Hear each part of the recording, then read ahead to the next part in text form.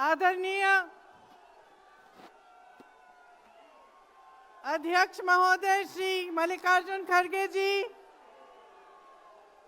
माता जी श्रीमती सोनिया गांधी जी,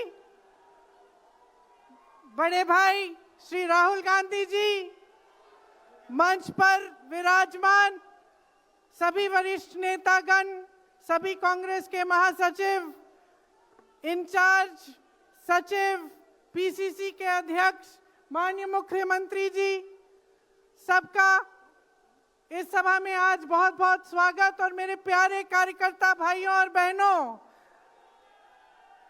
दिल्ली की हवा में आप सबका स्वागत। खास तौर से मेरे यूपी के जो भाई बहन हैं, आपने बहुत मेहनत की है, आपको बहुत बहुत स्वागत। कोहरे में आप आज सुबह सुबह ठंड में निकले, मैंने आपके वीडियो देखे, आपकी फोटो देखी, इसके लिए बहुत बहुत धन्यवाद। जरा एक बार जोर से, इतनी जोर से नारा लगाइए कि यहां से गूंजता हुआ प्रधानमंत्री निवास तक जाए, वोट चोर, वोट चोर, वोट चोर। ये वोट क्या है, इसकी कीमत क्या है हमारे जीवन में, इसको समझना बहुत जरूरी है। बहुत समय पहले जब आजादी की लड़ाई शुरू हो रही थी और नेहरू जी जगह जगह जाते थे लोगों से मिलने के लिए, तो एक नारा गूंजता था।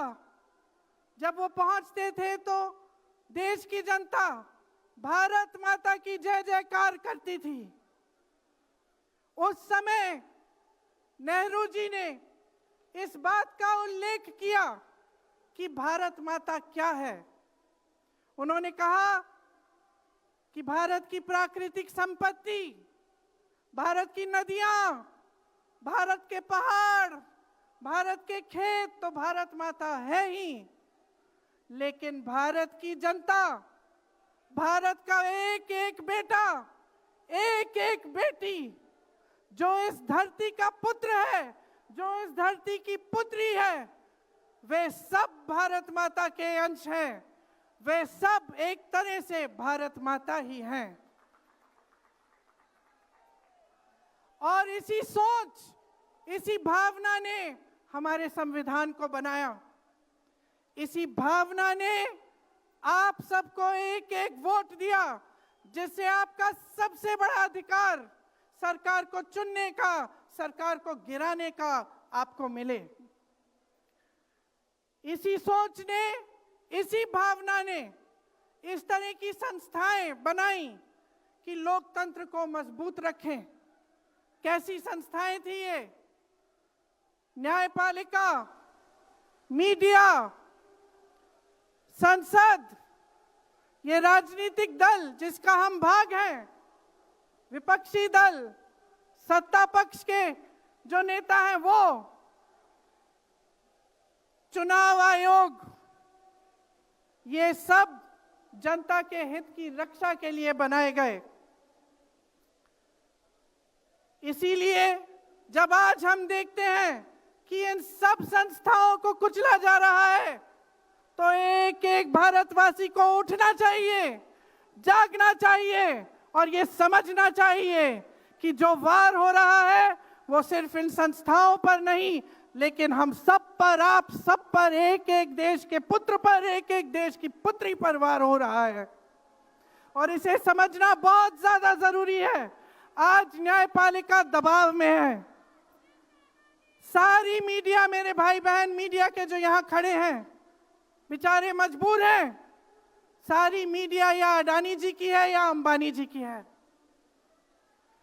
आज परिस्थितियां ये है कि पिछले आम चुनाव में मुख्यमंत्रियों को जेल में डाला गया, कांग्रेस पार्टी का बैंक अकाउंट बंद कर दिया गया, भ्रष्टाचार के नाम पे तरह तरह के इल्जाम लगाए गए जिसका कोई प्रमाण नहीं है।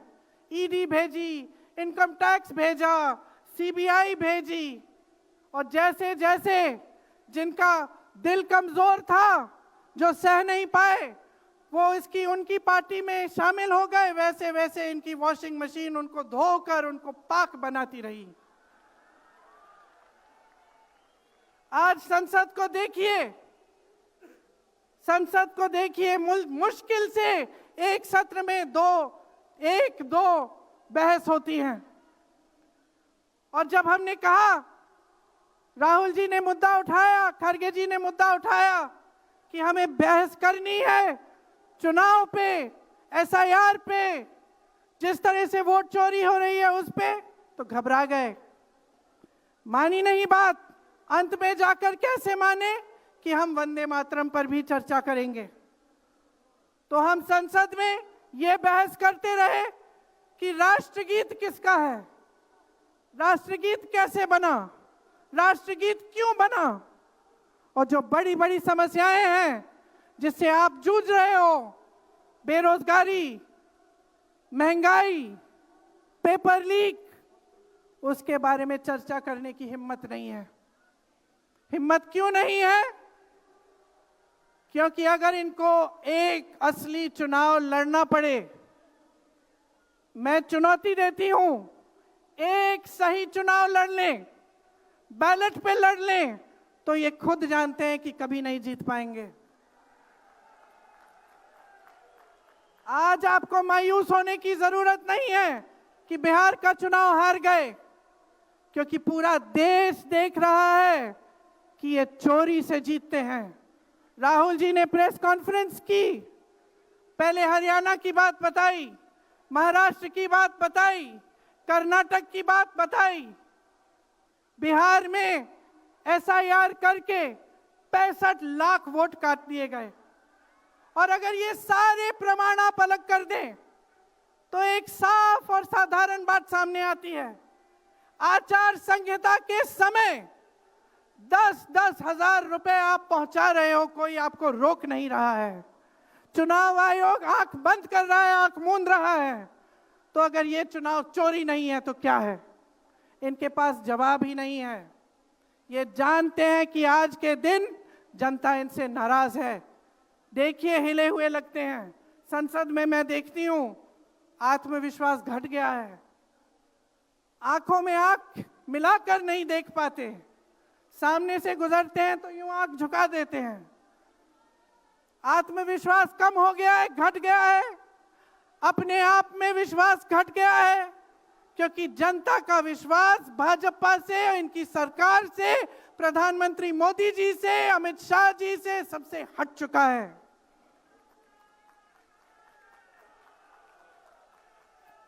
आज इनको चुनाव आयोग की जरूरत है। चुनाव आयोग के बिना ये चुनाव नहीं जीत सकते। और याद रखिए, चुनाव आयोग के जो मुख्य 3 अधिकारी हैं उनके नाम आप याद रखिए, कभी मत भूलिए इनके नाम, क्योंकि ये आज हमारे लोकतंत्र पर वार कर रहे हैं। इतिहास में कभी ऐसा नहीं हुआ कि पूरा विपक्ष कह रहा है कि हमें विश्वास नहीं है चुनाव आयोग में, इन चुनाव में हमारा विश्वास नहीं है, ये चुनाव ठीक ढंग से नहीं किए जा रहे हैं। चुनाव की घोषणा से लेकर वोटर लिस्ट, आचार संहिता, प्रचार, मतदान, मतगणना, ईवीएम और नतीजे से तक हर कदम को, हर चीज को संदिग्ध बना दिया है इन्होंने। इनके साथ साथ सारी संस्थाएं इनके सामने झुक गई हैं, सरकार के सामने झुक गई हैं, इनको झुकाया गया है। राहुल गांधी जी ने बिहार चुनाव में लंबी यात्रा की एसआईआर के खिलाफ। क्यों की? क्योंकि एसआईआर में ये वोट काटकर चुनाव का नतीजा अपने पक्ष में करना चाह रहे थे। अब यूपी में शुरू हो गया है, 3 करोड़ नाम काटे गए हैं यूपी में। कितना योग्य है ये चुनाव आयोग भाजपा के लिए? ज्ञानेश कुमार, सुखबीर सिंह सांधू और विवेक जोशी, मेरे साथ बोलिए, ज्ञानेश कुमार, सुखबीर सिंह सांधू, विवेक जोशी। ये देश इन 3 नामों को नहीं भूलेगा। ये चाहे कितने भी बड़े बड़े ये कितने भी इंतजाम कर लें इन लोगों को बचाने के लिए, एक दिन इन्हें इस देश को जवाब देना पड़ेगा कि किस तरह से इन्होंने हमारे वोटों का अधिकार हमसे छीनने की कोशिश की, किस तरह से इन्होंने साजिश रची। हर मोर्चे पर ये सरकार विफल है, हर मोर्चे पर। आज डॉलर 90 रुपए का हो गया है। जब 60 रुपए का हुआ था तो कौन रो रहा था सड़कों पे? कौन रो रहा था सड़कों पे? नरेंद्र मोदी जी बार बार कहे जा रहे थे, आज क्यों नहीं बोल रहे हैं डॉलर पे?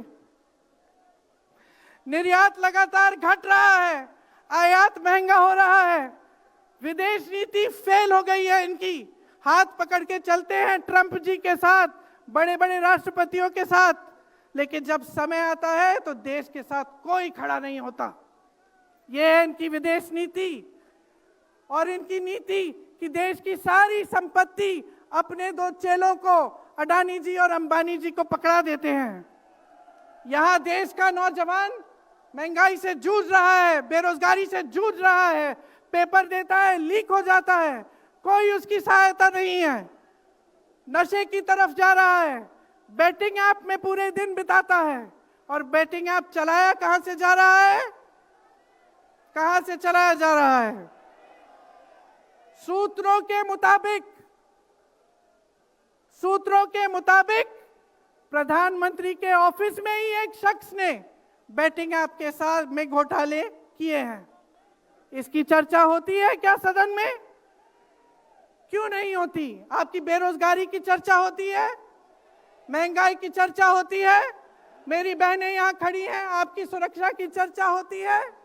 न सदन में होगी, ना बड़ी बड़ी रैलियों में करेंगे ये लोग, ना आपके पास आकर आपसे बात करेंगे, आपके हालचाल पूछेंगे, आपसे पूछेंगे कि किस संघर्ष से आप गुजर रहे हो, कैसे जी रहे हो। क्योंकि हिम्मत नहीं रही इनकी, हिम्मत नहीं रही।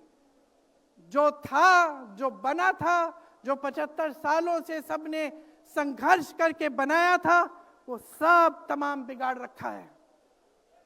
तो मैं यहां लंबी बात नहीं करना चाहती,